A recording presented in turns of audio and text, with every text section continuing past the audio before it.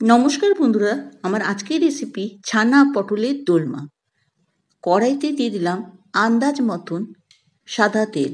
এদিকে আমি একটা বাটিতে আদা বাটা, হলুদ গুঁড়ো, লঙ্কার গুঁড়ো আর অল্প একটু জল দিয়ে গুলে কড়াইতে দিয়ে দিলাম। এরপর একটু নাড়াচাড়া করব। এরপর দেব এর মধ্যে স্বাদ মতো লবণ। এটা কিন্তু আমি পুর বানাচ্ছি। এবার দিয়ে দেবো চিনি। পুরটা একটু মিষ্টি মিষ্টি হবে, তার জন্য আমি দিয়ে দিলাম কয়েকটা কিশমিশ।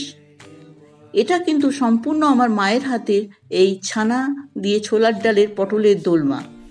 এখানে আমি ছোলার ডাল 1 কাপ 4 ঘন্টা আগে ভিজিয়ে রেখেছিলাম, তারপর জল ছেঁকে এটা পিষে নিয়েছি। তবে এর মধ্যে কোনো আদা, কাঁচা লঙ্কা কোনো কিছুই দিইনি। পিষে এরপর আমি দিয়ে দিলাম কড়াইতে একটু নাড়াচাড়া করার পর 2 মিনিট। এরপর দিয়ে দেবো এর মধ্যে ঘরে পাতা ছানা। আপনারা পনিরও ইউজ করতে পারেন। যদি 1 কাপ ছোলার ডাল বাটা থাকে তাহলে 1.5 কাপ ছানা থাকবে। এবার আমি নেড়ে চেড়ে ফ্লেমটাকে লো রেখে পুরটাকে একটু শুকিয়ে নেব। তবে খুব বেশি শুকোবো না, খুব বেশি শুকোলে কিন্তু যখন আপনারা পটলে ভরবেন তখন ঝুরঝুরে হয়ে যাবে, ভরতে একটু অসুবিধা হবে। দেখুন পুরটা অনেকটাই ছেড়ে এসছে, কড়াই থেকে উঠে এসছে। তখন আমি দিয়ে দেবো এর মধ্যে ভাজা মশলা, যার মধ্যে আছে জিরে, ধনে, ছোটো এলাচ, লবঙ্গ, দারচিনি, শুকনো লঙ্কা একসঙ্গে গুঁড়ো করে রাখা। দিয়ে দিলাম এর মধ্যে নারকোলের গুঁড়ো। পুর কিন্তু আমার রেডি হয়ে গেছে। এরপর আমি কড়াইতে থেকে প্লেটের মধ্যে ঢেলে নেব আর সম্পূর্ণ ঠান্ডা করে নেব। পুরটা বানাতে আমার 10 মিনিট সময় লেগেছে। এদিকে আমি এখানে 700 গ্রাম পটল নিয়েছি, পরিষ্কার করে ধুয়ে ছুরি দিয়ে ছেঁচে নেব। আর 2টো মুখই কাটবো, তবে একটা মুখ একটু বেশি কাটবো। এবার আমি চামচের পেছনের অংশ দিয়ে ঘুরিয়ে ঘুরিয়ে বীজগুলোকে বার করে নেব। খুবই সহজ করা। আর জানেন তো, এই পটলের দোলমা যখন মা বানাতো আমাদের আবদার কি থাকতো? ময়দার লুচি। দারুণ লাগে এই ময়দার লুচির সঙ্গে এই ছানা পটলের দোলমা, বা পোলাওয়ের সঙ্গেও আপনারা সার্ভ করতে পারেন। খুবই সহজ। এমনি করে ঘুরিয়ে ঘুরিয়ে আপনারা বীজগুলোকে বার করে নেবেন। এরকম পটলের দোলমা কিন্তু আমার চ্যানেলে আরেকটা আছে, যেটা আমি মোচা ভরে করেছি, আপনারা দেখতে পারেন, আমি লিংক দিয়ে দেবো। এইভাবে আমি সব পটলগুলোকে করে নেব। দেখুন সম্পূর্ণ আমি বীজগুলোকে বার করে নিয়েছি। এরপর অল্প একটু নুন আর হলুদ গুঁড়ো মাখিয়ে আমি 3-4 মিনিট রেখে দেবো। তারপর আমি এটাকে ভেজে নেব। কড়াইতে বসিয়ে দিয়েছি সাদা তেল। এবার ফ্লেমটাকে মিডিয়াম টু লো রেখে নেড়ে চেড়ে ভেজে নিতে হবে। দেখুন এইভাবে একটু লাল লাল করে। ভিডিওটা খুব বড় হয়ে যাবে, সেই জন্য আমি ছোট করেই আপনাদের দেখাতে চেষ্টা করেছি। আশা করি রেসিপিটা প্রথম থেকে শেষ পর্যন্ত দেখবেন। এরপর যখন পটলও ঠান্ডা হয়ে যাবে আর পুরও ঠান্ডা হয়ে যাবে, তখন আমি পুর ভরবো। তবে পুরটা ভরার সময় একটা খেয়াল রাখতে হবে, পুরটা তো চেপে ভরবেনই, তবে উপরটা একটু খালি রাখতে হবে। তা না হলে কিন্তু যখন গ্রেভির মধ্যে ফুটবে পটল, তখন কিন্তু ভেতরের যে পুরটা আছে সব বেরিয়ে যাবে যখন একটু চাপ দিলে। এইভাবে দেখুন, আমি যেভাবে করছি আপনারা সেইভাবে করবেন, কোনো অসুবিধা হবে না। আর খেতে তো দারুণ লাগে। দারুণ স্বাদের এই পটলের দোলমা একবার বানিয়ে দেখুন। আশা করি সবার ভালো লাগবে।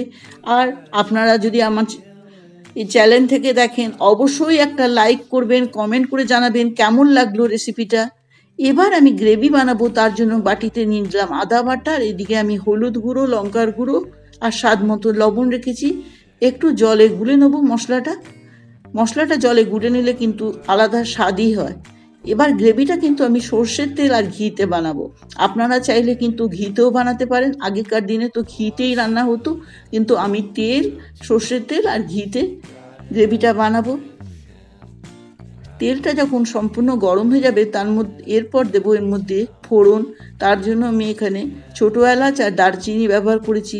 ফ্লেমটাকে লো রেখে এই গুলে রাখা মশলাটা দিয়ে দিলাম এবং দেবো 2-4টে তেজপাতা।